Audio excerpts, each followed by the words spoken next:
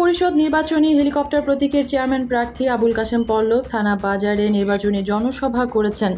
সোমবার সন্ধ্যায় নির্বাচনী সভায় তিনি নির্বাচিত হলে 5 বছরের অভিজ্ঞতা কাজে লাগিয়ে সার্বিক উন্নয়নের প্রত্যাশা ব্যক্ত করেন। উপজেলার চারখাই ও আলীনগরে উঠান বৈঠক ও নির্বাচনী সভা করেছেন টেলিফোন প্রতীকের চেয়ারম্যান প্রার্থী বীর মুক্তিযোদ্ধা আতাউর রহমান খান। সোমবার সন্ধ্যায় চারখাইয়ে উঠান বৈঠক ও রাতে আলীনগরে নির্বাচনী সভায় উন্নয়নের প্রতিশ্রুতি দেন। উপজেলার তিলপাড়া ইউনিয়নের আসিরগঞ্জ বাজারে গণসংযোগ করেছেন মোটরসাইকেল প্রতীকের চেয়ারম্যান প্রার্থী দেওয়ান মাকসুদুল ইসলাম আওয়াল। সোমবার বিকালে স্থানীয় কর্মী সমর্থকদের নিয়ে তিনি গণসংযোগ করেন। শেওলা ইউনিয়নের প্রত্যন্ত এলাকায় গণসংযোগ করেছেন চেয়ারম্যান প্রার্থী জামাল হোসেন। আনারস প্রতীকের গণসংযোগে তার সাথে কর্মী সমর্থক ও শুভাকাঙ্ক্ষীরা অংশ নেন।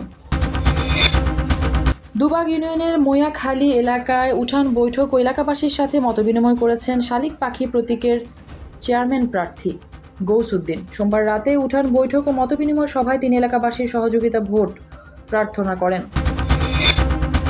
পৌরসভার শ্রীধরাবাসীর সাথে মতবিনিময় করেছেন দোয়াত কলম প্রতীকের চেয়ারম্যান প্রার্থী আব্দুল বারী।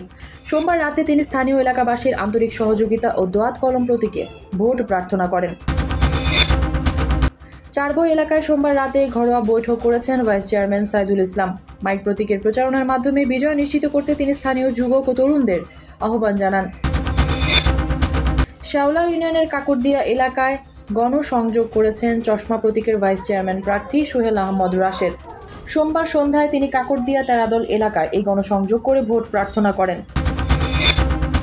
শেওলা ইউনিয়নের কাকরদিয়া এলাকার উঠান বৈঠক ও মতবিনিময় সভা করেছেন বই প্রতীকের ভাইস চেয়ারম্যান প্রার্থী মাওলানা আবদুল্লাহ আল মামুন খান। সোমবার রাতে তিনি মতবিনিময় সভায় এলাকাবাসীর প্রতি বই মার্কায় ভোট